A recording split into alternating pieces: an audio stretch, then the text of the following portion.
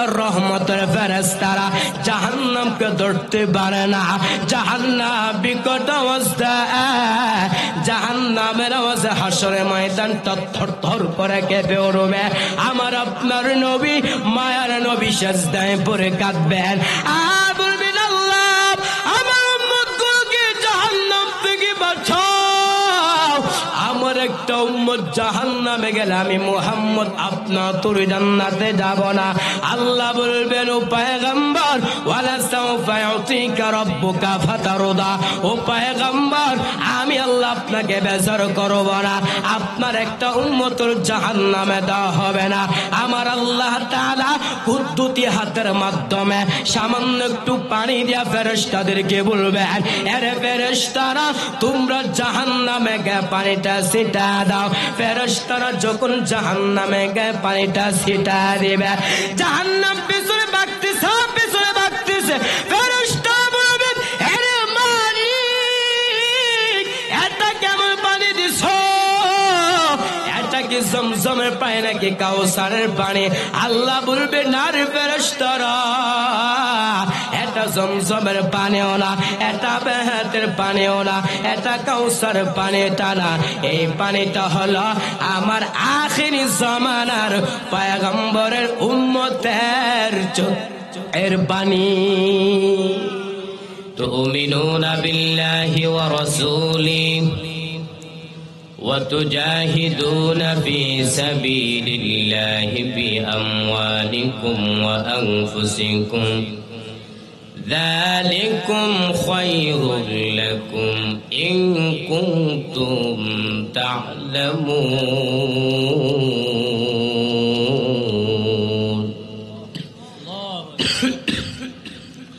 وقال رسول الله صلى الله عليه وآله وسلم الكيس من دان نفسه وعمل لما بعد الموت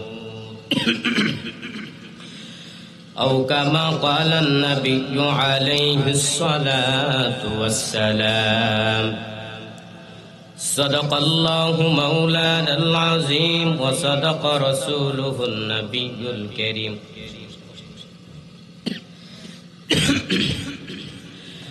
ونحن على ذلك من الشاهدين والشاكرين والذاكرين والحمد لله رب العالمين. مومن جو فدا نقش کفے پائے نبی ہو,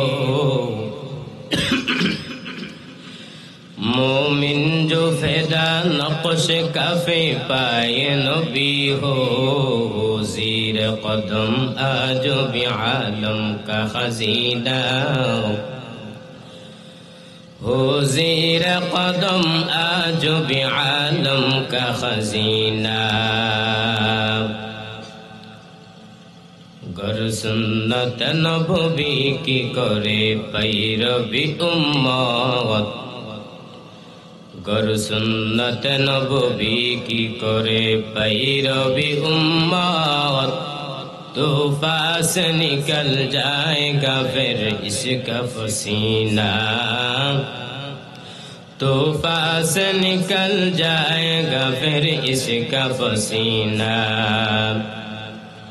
سبحانك لا علم لنا إلا ما علمتنا إنك أنت العليم الحكيم.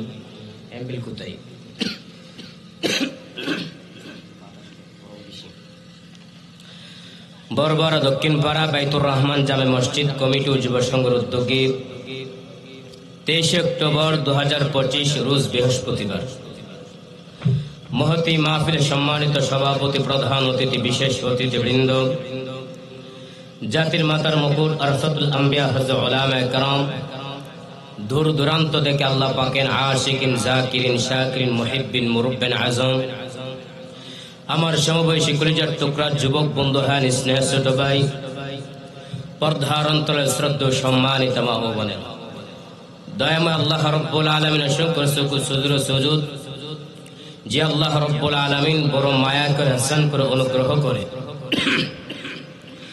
দামি মজলিসে কিছু কথা বলার শোনার তৌফিক দান করেছেন, এজন্য অন্তরস্থল থেকে কালিমাতু শুকর আদায় করি আলহামদুলিল্লাহ। পিছনে বাইরে কি বেজান নাকি? খুশির আওয়াজ তো হিসেবে আরো জোর হওয়ার কথা ছিল, কিন্তু যে আওয়াজ দিছেন ওই আওয়াজে আবার রাত্র বাজে 12টা 20 মিনিট, এত পরে যেখানে কথা ছিল 11টায় সেখানে 1 ঘন্টা 20 মিনিট পরে বসলাম।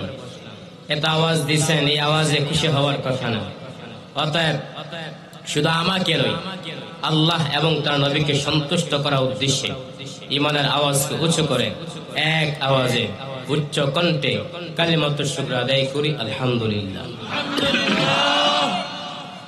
লাখ কোটি দরুদ সালাম সাইয়্যিদুল মুরসালিন রাহমাতুল আলামিন শাফিউল মুজনবিন খাতামুন নবিয়্যিন সাইয়্যিদুস সাকালান ইমামুল মুরসালিন শাফি আযম রাসূল আকরাম রহমত আলম জনাবে হযরত মুহাম্মদুর রাসূলুল্লাহ সাল্লাল্লাহু আলাইহি ওয়াসাল্লাম। আমি পবিত্র কোরআন কারীম থেকে 2টা আয়াত এবং মহানবী শ্রেষ্ঠ নবী হায়াত নবীর জিন্দা নবীর সংখ্যা অগণিত অমেয় বাণিক একটা হাদিস পাঠ করেছি। এই 2 আয়াত এবং হাদিসকে সামনে রেখে অল্প কিছুক্ষণ কথা বলবো। আল্লাহ পাক আমাকে আপনাদেরকে আমলের উদ্দেশ্যে শোনার তৌফিক দান করে বলেন আমিন। আলোচনা শুরু করার পূর্বে আয়াত এবং হাদিসের অর্থ জানতে হবে, ঠিক না? 1.5 ঘন্টা 2 ঘন্টা পাগলামির মতো চিল্লাইলেন, কিন্তু খুতবার মধ্যে যে আয়াত পাঠ করছেন ওই আয়াতের অর্থ যদি আপনারা না জানেন আলোচনা বুঝতে পারবেন। এজন্য আল্লাহ বলেন ইয়া আইয়ুহাল্লাযিনা আমানু, হে ঈমানদাররা,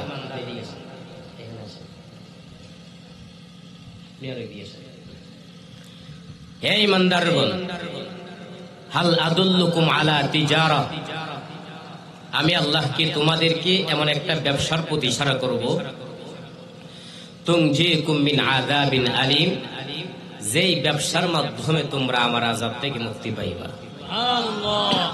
তো ব্যবসাগুলো কি? তুমিনুনা বিল্লাহি ওয়া রাসূলি, 1 নম্বরে আল্লাহকে বিশ্বাস করতে হবে, 2 নম্বরে ওয়া রাসূলিহি, তার রাসূলকে বিশ্বাস করতে হবে। ওয়া তুজাহিদুনা ফি সাবিলিল্লাহি বিআমওয়ালিকুম ওয়া আনফুসিকুম, এবং তোমরা আল্লাহর রাস্তায় জিহাদ করবা। তো জিহাদ কিভাবে করবা? কোরআনের আয়াতের মধ্যে সরাহাতান 2 ভাবে উল্লেখ আছে। কয়ভাবে? 2 ভাবে। একটা হচ্ছে সম্পদের মাধ্যমে জিহাদ, আর একটা হচ্ছে নিজের জীবনকে রণাঙ্গনে বিলীন করার মাধ্যমে জিহাদ। যালিকুম খায়রুল লাকুম, ওইগুলোর মধ্যে কল্যাণ রয়েছে, ইন কুনতুম তা'লামুন, যদি তোমরা জানো। নবী বলেন আল কাইয়্যিসু মান দানা নাফসাহ ওয়া আমিলা লিমা বাদাল মাউত, সৌভাগ্যবান ব্যক্তি যে নাকি মৃত্যু হওয়ার পর কি হবে ওই বিষয় নিয়ে চিন্তা ফিকির করে। তাহলে সৌভাগ্যবান কারা? যারা দুনিয়া নিয়ে চিন্তা ফিকির করে। হ্যাঁ, কথা বলেন। সৌভাগ্যবান তারাই যারা দুনিয়া থেকে বিদায় হওয়ার পর কি হবে ওই বিষয় নিয়ে চিন্তা ফিকির করে। এই হচ্ছে 2টা আয়াত এবং হাদিসের অর্থ। এবার আসেন, আল্লাহ দিনটাকে ব্যবসার সাথে সাদৃশ্য করলেন কেন? আল্লাহ তাআলা যদি ইচ্ছা করতেন অন্য কিছু পারতেন না? সেই ক্ষমতা আল্লাহর আছে। তারপরও ব্যবসার সাথে সাদৃশ্য দিলেন কেন? তাফসীরের মধ্যে উল্লেখ রয়েছে দুনিয়ার ব্যবসার মাধ্যমে বান্দা জীবিকা আহরণ করতে পারে, আর আখিরাতের ব্যবসার মাধ্যমে বান্দা আল্লাহর আযাব থেকে মুক্তি পায়। সুবহানাল্লাহ। আর জোরে বলেন। যেহেতু মহব্বত নিয়ে বসছি ময়মনসিংহ গফরগাঁও, এজন্য দুনিয়ার লাইনে এমন কিছু মূলনীতি বলবো, যদি দুনিয়ার লাইনে ওই মূলনীতি প্রয়োগ করতে পারেন আপনার দুনিয়ার জিন্দেগিতে আপনার সফলতা হয়ে যাবে। পাশাপাশি ওই মূলনীতিগুলো যদি আপনি আখিরাতের লাইনে প্রয়োগ করেন, আপনার আখিরাতের লাইনও আপনার জিন্দেগি বড় উপকার হয়ে যাবে। বুঝতে পারছেন? কারণ চাহিদার ক্ষেত্রে মানুষ দুনিয়ার পাগল। কিসের পাগল? দুনিয়ার পাগল। যে জায়গার মধ্যে দুনিয়া থাকে সেই জায়গার মধ্যে মানুষের অভাব নাই, কিন্তু যেখানে দুনিয়া পাওয়া যায় না সেখানে অভাব দেখা যায়, আছে না? এজন্য এমন কিছু কথা বলবো, দুনিয়ার লাইনে আপনার সফলতা অর্জন হবে, আপনার আখিরাতের লাইনেও সফলতা হবে যদি ওই মূলনীতির উপর আমল করতে পারে। বুঝবেন তো? না চলে যাবেন? অল্প কিছুক্ষণ কথা বলবো। আমি এমনি অসুস্থ মানুষ, বুঝতেছেন, ঠান্ডা, তারপরে শুধু ওয়াদা রক্ষার্থে আসছি। এজন্য যতটুকু সুর দিতে পারি নাই পারি, কমপক্ষে কিছু কথা বলবো, এই কথাগুলো নেওয়ার চেষ্টা করবেন তো ইনশাআল্লাহ। এবার আসেন 1 নম্বরে, যে ব্যক্তি দুনিয়া অনলাইনে ব্যবসা করতে চায়, ওই ব্যক্তি তার সর্বপ্রথম তার দায়িত্ব হচ্ছে ব্যবসা সম্পর্কে তার জ্ঞান থাকতে হবে। কি থাকতে হবে? কোন ব্যক্তি যদি ব্যবসা সম্পর্কে জ্ঞান না থাকে, আর ব্যবসার মধ্যে নামে সফলতা আসবে? কথা বলেন। ঠিক তেমন ভাবে যেই মানুষটা দিনের উপর চলতে চায়, যেই বান্দা নামাজ পড়তে চায়, যেই বান্দা রোজা রাখতে চায়, যেই বান্দা হজ করতে চায়, ওই ব্যক্তি যেন ওই সমস্ত তার এলেম, তার জ্ঞান রাখা জরুরি কিনা।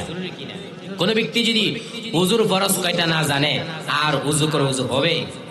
নামাজ ভঙ্গের কারণ জানে না, এবং নামাজের ভিতরে হুকুম আহকাম কেমন, নামাজের বাহির এবং ভিতরে ওয়াজিব কয়টা, ফরজিয়ত কয়টা, কোন ব্যক্তি যদি না জানে আর নামাজ পড়ে সঠিক হবে? কথা বলেন। তাহলে আমি আপনি বুঝতে পারলাম, দুনিয়ার লাইনে যে বান্দা ব্যবসা করতে চায়, এই ব্যক্তির সর্বপ্রথম তার দায়িত্ব হচ্ছে ব্যবসা সম্পর্কে তার জ্ঞান থাকতে হবে। ঠিক তেমন ভাবে যেই বান্দা নামাজ পড়তে চায়, যেই বান্দা রোজা রাখতে চায়, যেই বান্দা হজ করতে চায়, ওই ব্যক্তিরও তার ইলম লাগবে কিনা। নবী বলেন, তলাবুল ইলমি ফরিদাতুন আলা কুল্লি মুসলিম, প্রত্যেক নরের উপর ইলমের শিক্ষা করা কি ফরজ। 2 নাম্বার হচ্ছে, যেই বান্দা ব্যবসা করতে চায়, ওই ব্যক্তির তার পুঁজি থাকতে হবে। কি থাকতে হবে? কোন ব্যক্তি যদি পুঁজি না থাকে, ব্যবসার মধ্যে নামে সফলতা আসবে?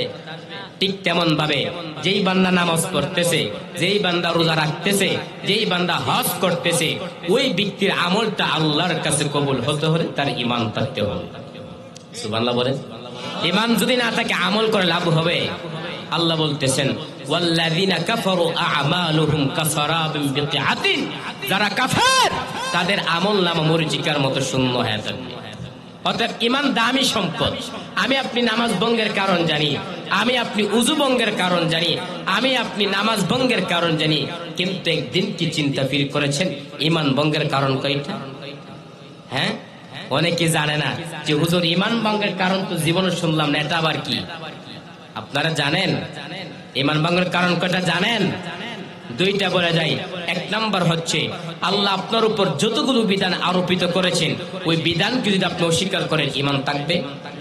আরো জোরে বলেন। 2 নাম্বার হচ্ছে, আল্লাহ তাআলা আপনার উপর যতগুলো বিধান দিয়েছেন, ওই বিধানকে যদি আপনি বাঁকা নজর দিয়ে তাকান, আপনার ঈমান থাকবে। অর্থাৎ ঈমান দামি সম্পদ। ঈমান যদি না থাকে, আপনি যত আমল করবেন কোন লাভ হবে? আমি একটা কথা সবসময় বলি, আপনারা যখন মরুভূমির মধ্যে যাবেন, দূর থেকে দেখবেন পানি পানি করে চিৎ করতেছে, যখন আপনি কাছে যাবেন দেখবেন হারে এত তো পানি না, সেটা কি? জোরে বলেন। পানি।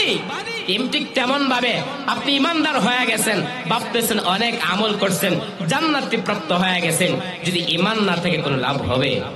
এজন্য ঈমান দামি সম্পদ।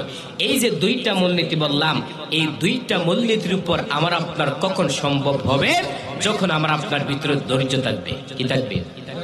আরো জোরে বলেন।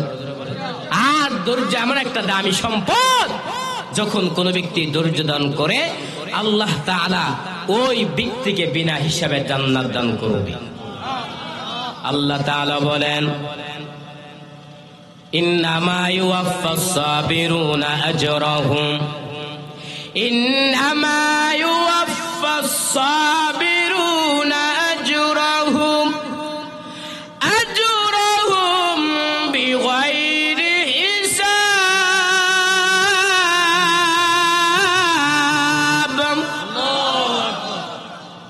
আল্লাহ তাআলা বলেন, যারা ধৈর্য দান করবে, আমি আল্লাহ ওই বান্দাদেরকে বিনা হিসাবে জান্নাত দান করব। এরে নবীর উম্মতের দল, ধৈর্যের দৃষ্টান্ত কায়েম করলেন আল্লাহর পয়গম্বর হযরত ইব্রাহিম আলাইহিস সালাতু ওয়াস সালাম। ঠিক নি? আরো জোরে বলেন। ধৈর্যের দৃষ্টান্ত কায়েম করলেন আল্লাহর পয়গম্বর হযরত ইসমাঈল আলাইহিস সালাতু ওয়াস সালাম। ধৈর্যের দৃষ্টান্ত কায়েম করলেন আল্লাহর পয়গম্বর হযরত আইয়ুব আলাইহিস সালাতু ওয়াস সালাম। আয়ুব নবী টাকা পয়সা অভাব নাই, সন্তানের অভাব নাই, শয়তান কি মাথা গরম। কিন্তু আয়ুব আলাইহিস সালাম এমন ভাবে একটা শিডিউল করলেন যেন একটা সেকেন্ড আমার করে আল্লাহর জিকির ছাড়া যেন না যায়। শয়তানের মাথা গরম হয়ে গেল, এত ইবাদত আয়ুব করবেটা কেমন করে হয়? আল্লাহ গো, তোমার একটু সম্পদের মায়ে পড়ে তোমার ইবাদত করে, তোমার একটু সন্তানের মায়ে পড়ে তোমার ইবাদত করে। আল্লাহ কয় না, আয়ুব যে ইবাদত করে একমাত্র আমার মহব্বত আর ধৈর্যের সাথে ইবাদত করে। বলে না না, কয় দেখ আমি পরীক্ষা করি, সব সম্পদ গুলা গুনে জ্বালা দিলাম। আয়ুব নবী কাছে প্লিজ কইরা আইয়ুব, আর আল্লাহকে দেখে লাভ নাই, কারণ তোমার সব সম্পদ আগুনে পুড়ে ছাই। আয়ুব নবী মুনাজ্জাত আলহামদুলিল্লাহ, ইবলিস নাউজুবিল্লাহ বল আলহামদুলিল্লাহ কেন? আয়ুব নবী ডাক দেয়া কয় আলহামদুলিল্লাহ বলার কারণ আল্লাহ পাক রব্বুল আলামিন আমাকে সম্পদ দান করেছেন, এই সম্পদের কারণে ইবাদত করতে মারাত্মক ব্যাঘাত সৃষ্টি হতো। আজকে আমার সম্পদ নাই, ইবাদতের মধ্যে কোনো টেনশন নাই। ইবলিস কয় মানি না। আল্লাহ কয় দেখ আরো পরীক্ষার মধ্যে ফালাই দিতেছি। কুরওয়াতুল ওয়াইজিন নামক কিতাবের মধ্যে উল্লেখ রয়েছে আয়ুব নবীর শরীরের মধ্যে কিরা পোকা ধরে গেছে। একদিন আয়ুব তাকা দেখে তার জিহ্বার মধ্যে পোকা। এতদিন আয়ুব জিহ্বা নাড়া নাড়া আল্লাহর জিকির কতদিন ঠান্ডা হয়ে যেত। আজ নবীর চোখে কোটাই পানি।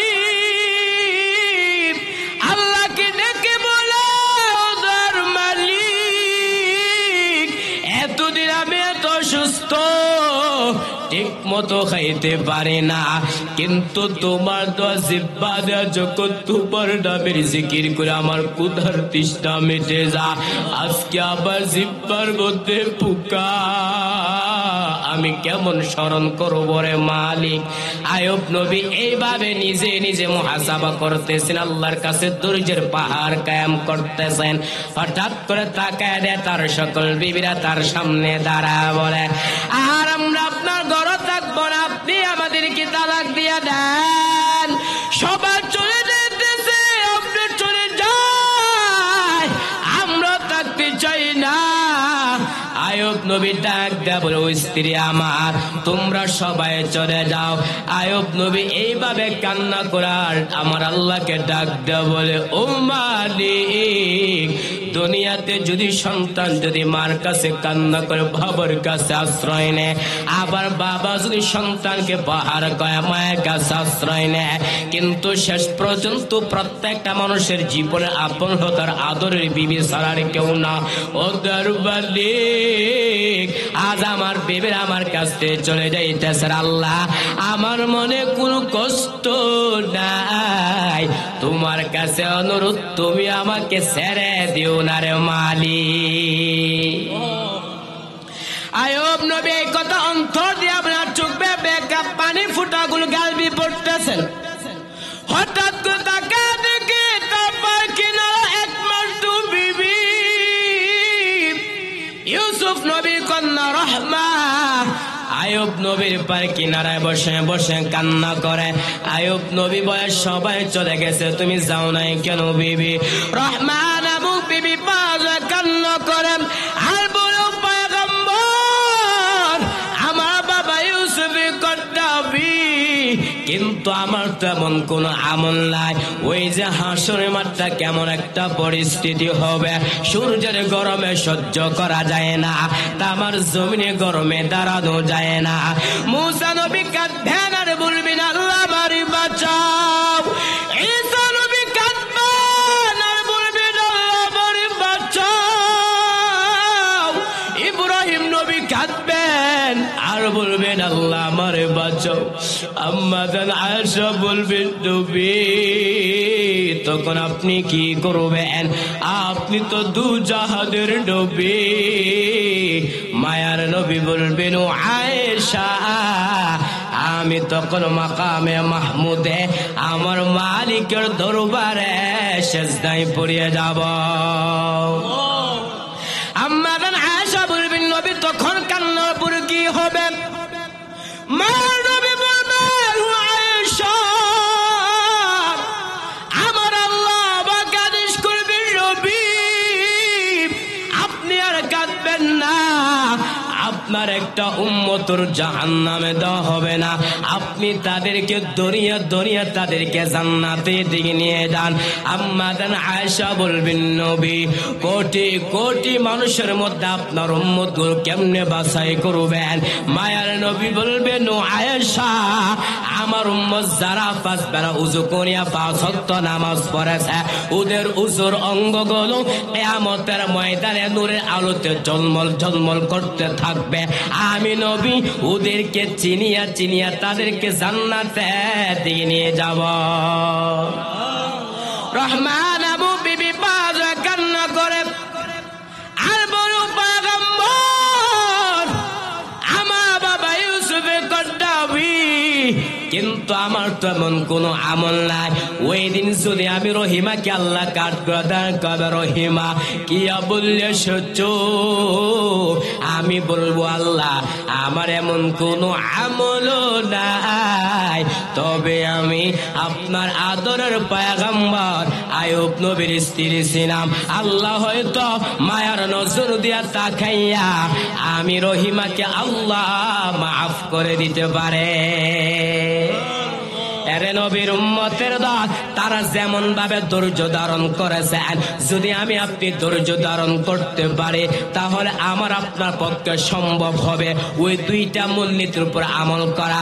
1 নম্বরে যেই বান্দা ব্যবসা করতে চায় ওই ব্যক্তির জন্য ব্যবসার জ্ঞান থাকা জরুরি, ঠিক তেমন ভাবে যেই বান্দা নামাজ পড়তে চায়, যেই বান্দা রোজা রাখতে চায়, যেই বান্দা হজ করতে চায় ওই ব্যক্তির জন্য জ্ঞান থাকা জরুরি, ঠিক তেমন ভাবে যেই বান্দা ব্যবসা করতে চায় ওই ব্যক্তির জন্য যেমন ভাবে পুঁজি থাকতে হবে, ঠিক তেমন ভাবে যেই বান্দা নামাজ পড়তেছে, যেই বান্দা রোজা রাখতেছে, যেই বান্দা হজ করতেছে ওই ব্যক্তির আমলটা আল্লাহর কাছে কবুল হতে হলে তার ঈমান লাগবে কিনা? আরো জোরে বলেন।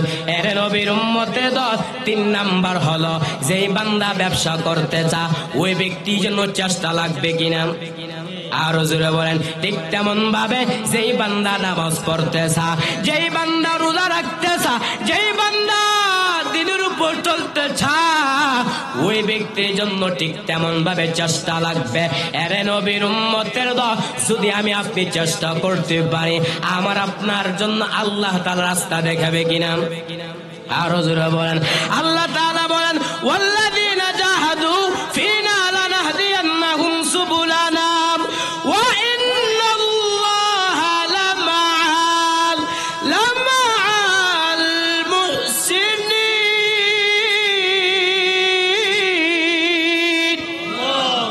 আল্লাহ বলেন যারা আমি আল্লাহকে পাওয়ার উদ্দেশ্যে চেষ্টা করবে আমি আল্লাহ ওই বান্দার জন্য অনুকূল রাস্তা দেখাবে। এরে নবীর উম্মতের দল চেষ্টা করেছেন ইমামে আজম আবু হানিফা আল্লাহ এবং তার রাসূলকে পাইছে কিনা? আরো জোরে বলেন। এরে নবীর উম্মতের দল চেষ্টা করেছেন ইমামে মালিক রহমাতুল্লাহি আলাইহি। এই ইমাম মালিক তারা কেমন বড় বুজুর্গ, ঘটনা শুনবেন না চলে যাবেন? এরে নবীর উম্মতের দল জমানার কুতুব ইমাম মালিক রহমাতুল্লাহি আলাইহি তারা আল্লাহ এবং তার রাসূলকে পাওয়ার জন্য চেষ্টা করেছে, তারা আল্লাহ এবং তার রাসূলকে পেয়ে গেছেন। এরে নবীর উম্মতের দল ওই জমানার কুতুব ইমাম মালিক রহমাতুল্লাহি আলাইহি আল্লাহর বান্দা কত বড় বুজুর্গ। এই আল্লাহর বান্দা 70টা বছর বান্দা মদিনার মধ্যে কাটা, কিন্তু একটা 12 জুতা পায়ে পরিধান করেন না।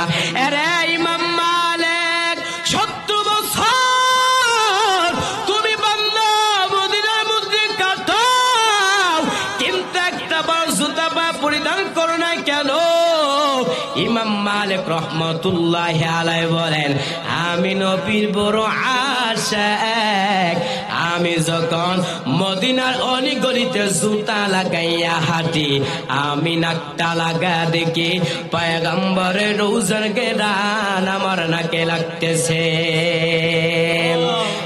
ইমামুল আউয়ালিন আল আখিরিন বহর সাদাকা রাহমাতাল লিল আলামিন, শুধু জুদাস রাহমাতাল লিল আলামিন, মসজিদে ও শুধু হামারু এ জমিন। এরে নবীর উম্মতে দল জমানার কুতুব ইমাম মালিক রহমাতুল্লাহ আলাইহি 70টা বছর বান্দা মদিনার মধ্যে কাটা। ইচ্ছা করলে বান্দা মদিনা থেকে মক্কায় গিয়ে বছর বছর উমরা পালন করতে পারে, বছর বছর হজ পালন করতে পারে, কিন্তু এত সুযোগ থাকার পর ইমাম মালিক তিনি মদিনা থেকে মক্কায় যায় না। ইমাম মালিক তার দিনের গুরুত্ব মানলাম, আমি যদি মদিনা থেকে মক্কা হজ করতে যাই আর যদিও কান আমার ইন্তেকাল হয়ে যায়, আমি তো মদিনাওয়ালা পাশে থাকতে পারবো না। এরে নবীর উম্মতের দল ওই ইমাম মালিক রহমাতুল্লাহ আলাইহি এত সুযোগ থাকার পর যায় না। তার কারণটা হলো, আমি ইমাম মালিক যদি দুনিয়া থেকে বিদায় নিয়ে চলে যায়, আমার ইচ্ছা নবীজির রোজার পাশে আমার ইন্তেকাল হবে। এরে নবীর উম্মতের দল একদিন ঘুমের ঘরে ইমাম মালিকের সাথে নবীর মোলাকাত হয়ে গেছে। আল্লাহু আকবার বলেন, আর জোরে বলেন। ইমাম মালিক নবীর সাথে কথা বলা শুরু করে দিলেন। ইমাম মালিক বলে, রহমতের নবী, আমার হায়াতটা কত আমি জানি না, আপনি আমাকে জানা দেন। নবী আমার ডান হাত উঁচু করে 5টা আঙ্গুল দেখা দিছে। ইমাম মালিক টেনশনের মধ্যে পড়ে গেলেন, ঘুম ভেঙে গেল। ইমাম মালিক টেনশনের মধ্যে পড়ে গেলেন। নবী আমার এই ডান হাতের 5টা আঙ্গুল দ্বারা কি বোঝাইছে? 5টা বছর নাকি 5টা দিন নাকি 5টা মাস? ইমাম মালিক টেনশনের মধ্যে পড়ে গেলেন। ইমাম মালিক তার খাদেমকে বললেন, এ খাদেম, জলদি করে আল্লামা ইবনে সিনার কাছে যাও, তার কাছে যাইয়া স্বপ্নের ব্যাখ্যা জানো, তবে আমার নাম ইমাম মালিক বলবা না। খাদেম দৌড়াইয়া আল্লামা ইবনে সিনা কি সুন্দর করে সালাম দিল আর বলতে লাগলো, এক আল্লাহর বান্দার সাথে ঘুমের মধ্যে নবীর মুলাকাত। ওই আল্লাহর বান্দা নবীকে প্রশ্ন করলেন, ও নবী, আমার হায়াতটা কত আপনি জানা দেন। নবী আমার ডান হাত আঙ্গুল দ্বারা 5টা আঙ্গুল বুঝাইছে, এবার আপনি স্বপ্নের ব্যাখ্যা করেন 5টা বছর নাকি 5টা দিন নাকি 5টা মাস? আল্লামা ইবনে সিরিন বলেন, যেই বান্দা স্বপ্ন দেখেছে তার নামটা বলতে হবে, কারণটা হলো ওই ব্যক্তির অনুযায়ী স্বপ্নের ব্যাখ্যা দেওয়া হবে। দেওয়ানবাগের মতো কোন বেঈমান যদি বলে আমার নবী ডাস্টবিনের মধ্যে পড়ে আছে, আমি বলবো ওই বেঈমানের ঈমান ডাস্টবিনে পড়ে আছে।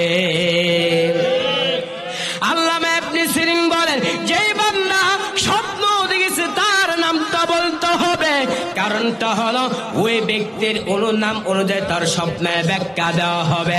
এরে নবীর উম্মতে দল খাদেম দৌড়াইয়া ইমাম মালিকের কাছে গিয়া বলতে লাগলেন, আসসালামু আলাইকুম শেখ আমার, আপনার নাম না বললে ব্যাখ্যা দিবে না। ইমাম মালিক তার খাদেমকে বললেন, এ খাদেম, জলদি করে আমার নামটা বলে দাও। খাদেম দৌড়াইয়া আল্লামা ইবনে সিরিনকে বললেন, আল্লামা ইবনে সিরিনকে বললেন, এই স্বপ্নটা ইমাম মালিক দেখেছেন। আল্লামা ইবনে সিরিন বলেন, আমিও মনে মনে ভেবেছিলাম যে স্বপ্নটা ইমাম মালিক ছাড়া অন্য কেউ দেখতে পারে না। এরে নবীর উম্মতে দল তারা কেমন নবীর পুত্র আশেক, নবীর রওজা শরীফ জিয়ারত করে। নবীজির রওজা শরীফ জিয়ারত করলে কেমন দাম? নবী আমার বলেন, মান যারা কবরি ওয়াজাবাত লাহু শাফাআতি। নবী আমার বলেন, যারা আমার রওজা জিয়ারত করলো তার জন্য, ওই ব্যক্তির জন্য জান্নাতে যাওয়ার ক্ষেত্রে আমি নবীর জন্য একদম ওয়াজিব হয়ে গেল। সুবহানাল্লাহ। এরে নবীর উম্মতে দল তারা যেমন ভাবে নবীকে মহব্বত করছে, নবীও কি তাদের প্রতি কোনো কম মহব্বত ছিল নাকি? আরো জোরে বলেন, এরে নবীর উম্মতে দল নবী আমার উম্মতির প্রতি কেমন মহব্বত ছিল? আম্মা জান আয়েশা বলেন, এরে আমার সাহাবা আমি এবং রাসূল কই বিছানার মধ্যে শোয়ার পরে হঠাৎ করে দেখতে পাইলাম নবী আমার পাশে নাই। নবীকে খোঁজার জন্য হাঁটতে হাঁটতে গিয়ে দেখলাম নবী আমার জান্নাতুল বাকির মধ্যে যাইয়া উম্মতের মাগফিরাত কামনা করতেছে। আরে নবীর উম্মতে দাও, ওই নবীর সুপারিশ ছাড়া কি জান্নাতে যাওয়া সম্ভব হবে? আর জোরে বলেন, ওগো নবীর উম্মতেরা হয়ে আজি দিশাহারা, কুরআন হাদিসের চলো যখন যাহা চাই মনে, নবী বিনে কে দরাবে ফুল সিরাত মিজানে, নবী বিনে কে দরাবে ফুল সিরাত মিজানে। এরে নবীর উম্মতে দ, এজন্য আল্লাহ এবং তার নবীকে পাইতে হলে চেষ্টা লাগবে কিনা? আরো জোরে বলেন, এরে নবীর উম্মতের দল সাহাবায়ে কেরাম তারা কেমন চেষ্টা করেছেন, নিজের জীবনটা বিলীন করে দিয়েছেন। এরে নবীর উম্মতের দল ছোট্ট একটা ঘটনা বলতেছি, ভালো করে শ্রবণ করেন। সাহাবায়ে কেরাম তারা নবীর জন্য কত মহব্বত করত। সাহাবায়ে কেরাম নবীর জন্য নিজের জীবনটা বিলীন করে দিয়েছেন। রহমতের নবী আমার একদিন শীতের মধ্যে হুজরা শরীফ থেকে বের হয়েছে, হঠাৎ করে দেখতেছেন নবীজির কামরার সামনে দাঁড়াইয়া আল্লাহর একজন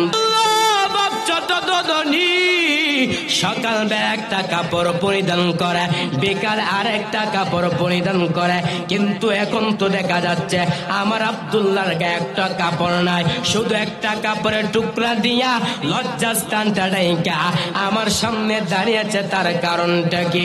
ও সাহাবী ডাক দিয়া বলেন, ও গো রহমতের নবী, আমি কেন আপনার দরবারে সাজা করি? আমার চাচা বলেছেন আব্দুল্লাহ মুহাম্মদের দরবার ছাড়তে হবে, নতুবা আমার দরবার ছাড়তে হবে।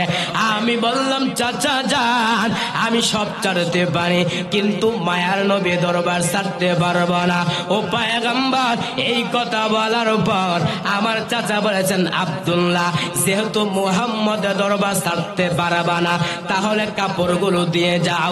উদ্দেশ্য হলো আমি উলঙ্গ হলে লজ্জাস্থায় ঘর থেকে বের হতে পারবো না। আমার মা কি বললাম, মা হেরে আমার আম্মা জান, আমাকে একটা কাপড়ের টুকরা দেন।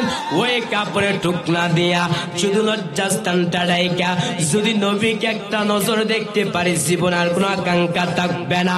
ও পয়গম্বর, এই কথা বলার পর আমার আম্মা আমাকে একটা কাপড়ের টুকরা দিল। ওই কাপড়ের টুকরা দিয়া লজ্জাস্থানটা ঢাইকা আপনার সামনে দাঁড়িয়েছে আপনাকে একটা নজর দেখার জন্য। নবী আমার ওই সাহাবীর কথা শোনার পর নবীজির চোখ দিয়ে টপ টপ করে পানি পড়া আরম্ভ হয়ে গেল। নবী ওই সাহাবী কি বললেন, হেরে আব্দুল্লাহ, বল তোর মনে কোন আকাঙ্ক্ষা সিডি?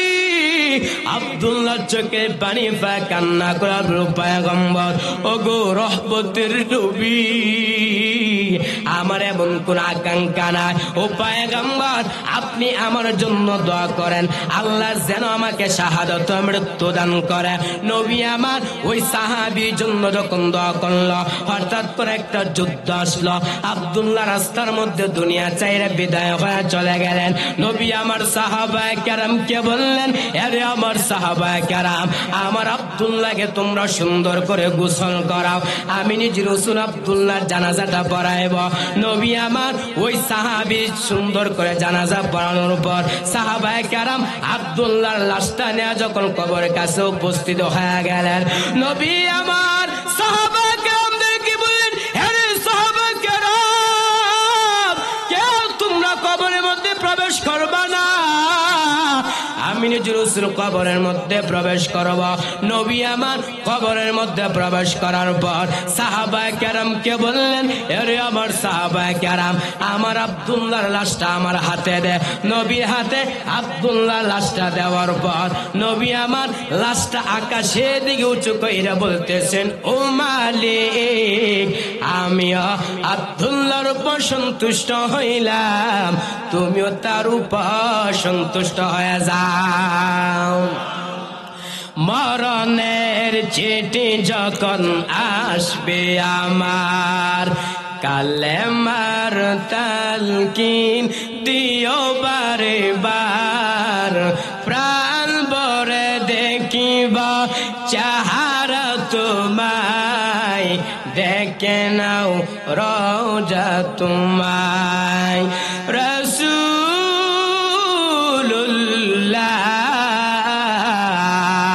কি উপায় হবে আমার, হাবিবুল্লাহ কি উপায় হবে আমার। ওই মদিনার পথের ধুলি মাখতাম আমি ফেলে সুরমা বলি, ফিরে ফেত নয়ন নূরের আধার, দেখে নাও রওজা তোমায়। রাসূলুল্লাহ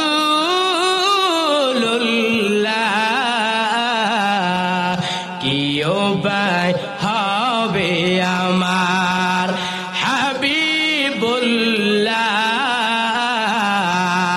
কি উপায় হবে আমার। এরে নবীর উম্মতে দ সাহাবায়ে কেরাম শুধু জান দিছে এমনটা না, সাহাবায়ে কেরাম সম্পদ দিয়ে নবীকে মহব্বত দেখাইছে কিনা, আরো জোরে বলেন। এরে নবীর উম্মতে দ তাবুকের যুদ্ধের সময় যখন চলে আসছে, নবী আমার সাহাবায়ে কেরামদেরকে বললেন, এরে আমার সাহাবায়ে কেরাম, আমরা যুদ্ধের ময়দানে অংশগ্রহণ করব, দান সৎকা করো, সম্পদ দান করো। ওমর দান করলেন, উসমান দান করলেন, হযরত আলীও দান করলেন, আবু বকর তার সম্পদ নিয়ে হাজির করলেন। আল্লাহর নবী বললেন, আরে উমর, কে পরিমাণ সম্পদ দান করেছ? উমর বলেন, আমার সম্পদের অর্ধেক আমি দান করে দিলাম। নবী আবু বকর কি বললেন, আরে আমার আবু বকর, কি পরিমাণ সম্পদ দান করেছ? আবু বকর ডাক দাও, পয়গম্বর, আমার ঘরের মধ্যে যা ছিল সব আমি দান করে দিলাম। নবী বললেন, আবু বকর, তোমার ঘরের মধ্যে কি কিছু নাই?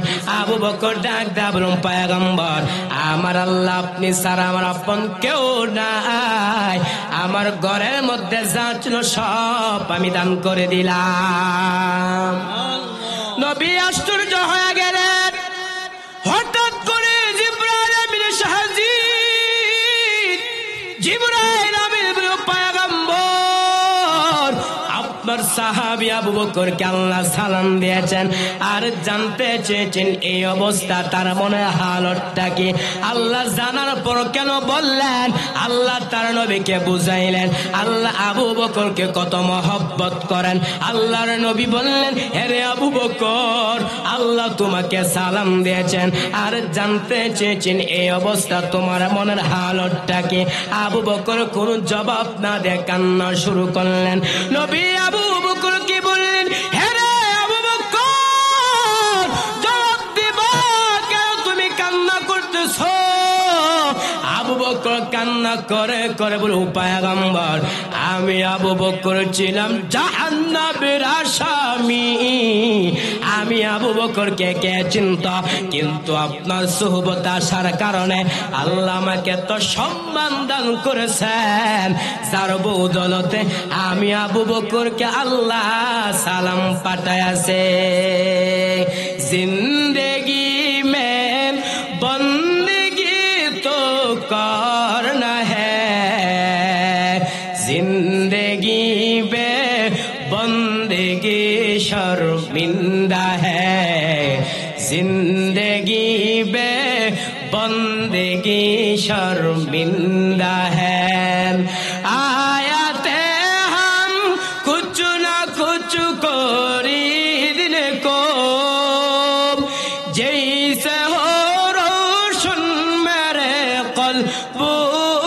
बुरहूम आयाते हम कुछ ना कुछ खरीदने को जैसे हो रोशन मेरे क़ल्ब रुहूम वरना कोई चारा तो जा मैं नहीं वरना कोई चारा तो जा मैं नहीं जिंदगी में बंदगी तो करना है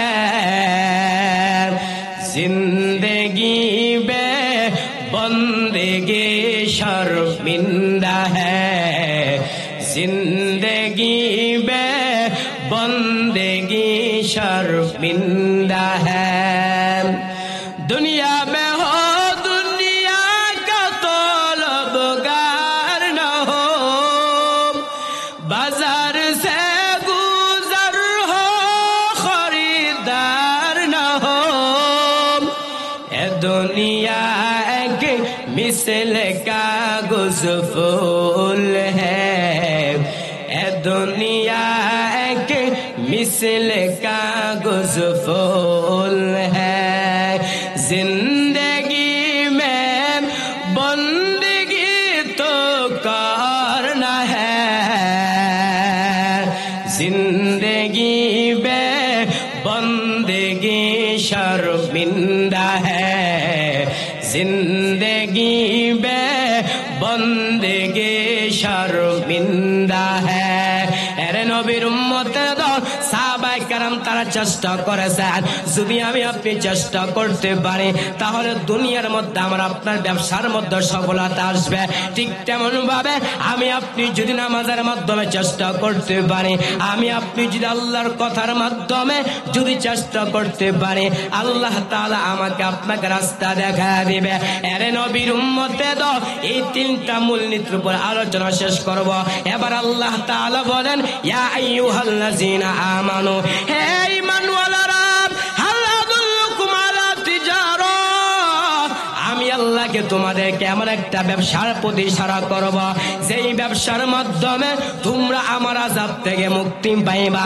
আল্লাহর আযাবটা কেমন ভয়ঙ্কর একটু শুনেন এরে নবীর উম্মতের দল বর্তমানে একটা সূর্য 30 কোটি লক্ষের উপরে সূর্য কিন্তু এখন সূর্য নাই হাসরের ময়দানে আল্লাহ সূর্যকে বলবে সূর্য তোর যত তাপ আছে তুই জমিনের মধ্যে সারিয়া দে সূর্যের তাপে জমিনটা হয়ে যাবে তামা গুনাহগারের মগজ বাতের মারের মতো টাস টাস করে ফেটে যাবে পেটের নাড়ি বুড়ো পায়খানা রাস্তা দিয়ে বের হয়ে পড়ে যাবে শুধু তাই না অপর দিকে জাহান্নাম কঠিন হুঙ্কার মারে আল্লাহ ফেরেশতাদের কি বলবেন আরে ফেরেশতারা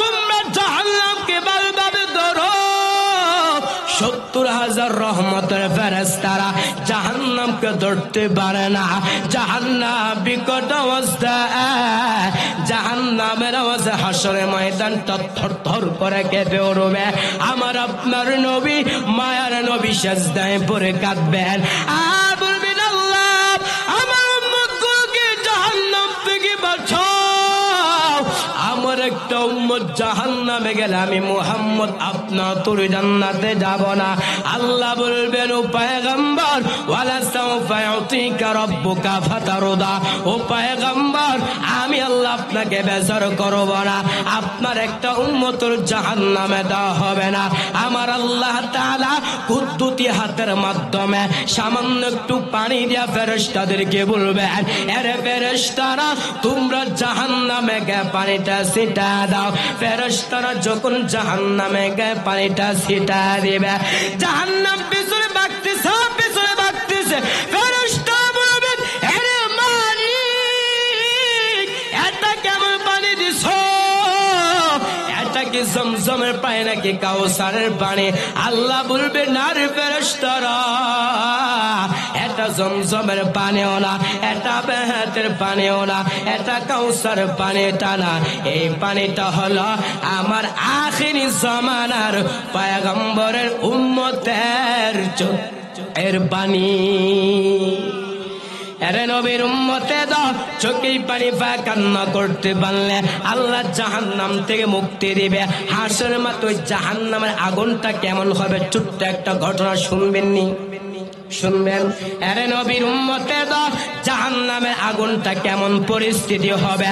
মুসনাদুল ইমাম ইমামে আযম আবু হানিফা রাহমাতুল্লাহি আলাইহি একটা হাদিস এনেছেন, জাহান্নামের মধ্যে দুইটা বান্দা জাহান্নামের মধ্যে জ্বলতেছেন আর বলতেছেন ইয়া হান্নান, আর বলতেছে ইয়া মান্নান।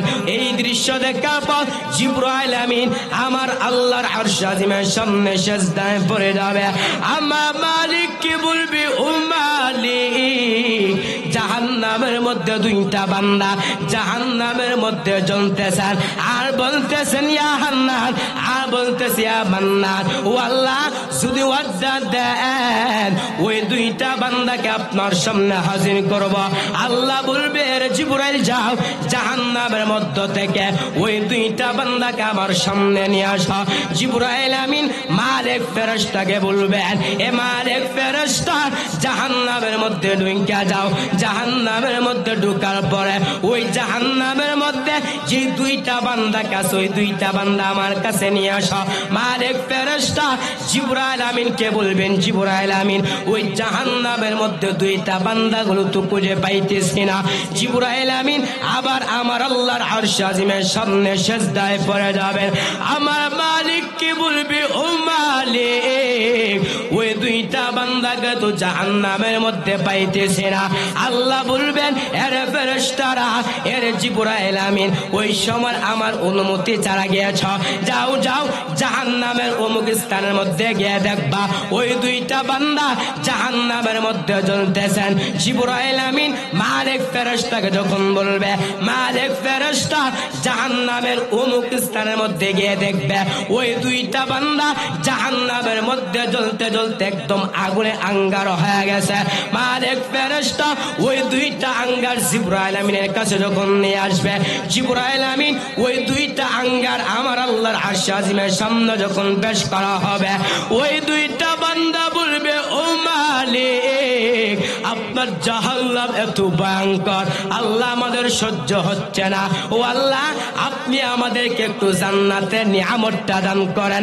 আল্লাহ বলবে, বান্দা আমি আল্লাহ তোর এত সুন্দর জমিন দিলাম, আমি আল্লাহ এত সুন্দর আসমান দিলাম, আমি আল্লাহ তোর এত সুন্দর খাবারের ব্যবস্থা দিলাম, এত নিয়ামত পাইয়া তোমরা আমার ইবাদত করতে পারো নাই, আজকে তোমাদেরকে জান্নাত দেওয়া হবে না।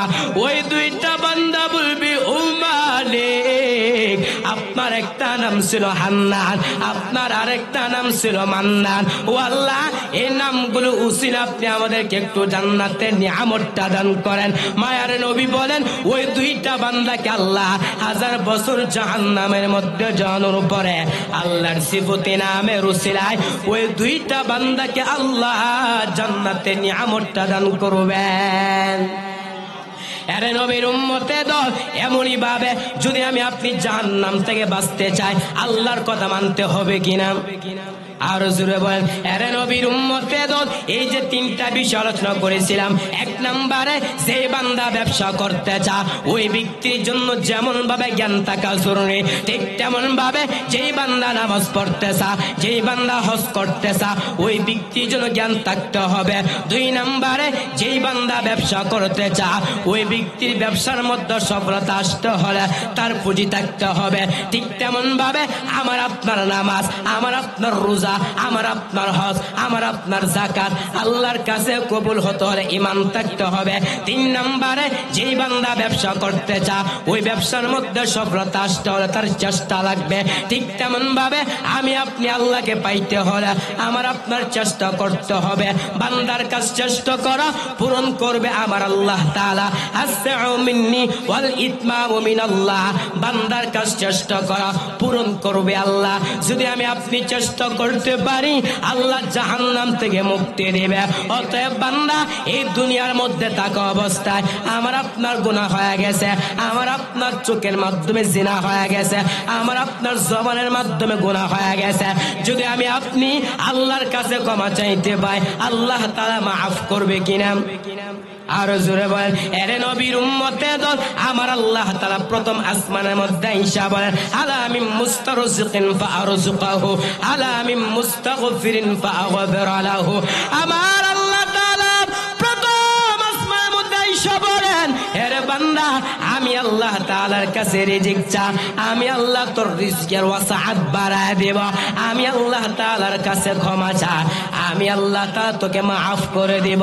এরে নবীর উম্মতে দল, এজন্য আমার আপনার দুনিয়ার মধ্যে থাকা অবস্থায় গুনাহ হয়ে যাবে।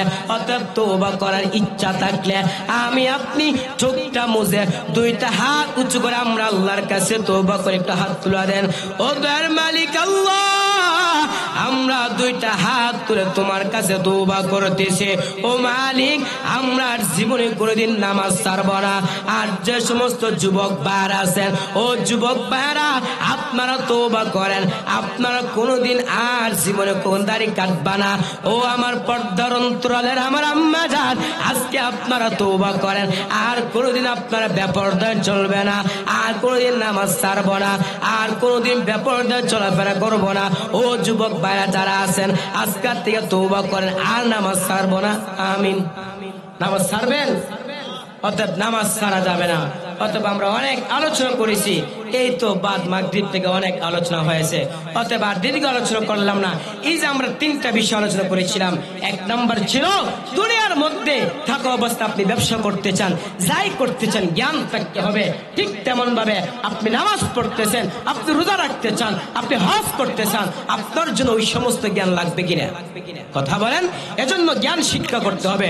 নবী বলেন, তলাবুল ইলমি ফরিদাতুন আলা কুল্লি মুসলিম, প্রত্যেক নরের উপর ইলমের শিক্ষা করা কি ফরজ।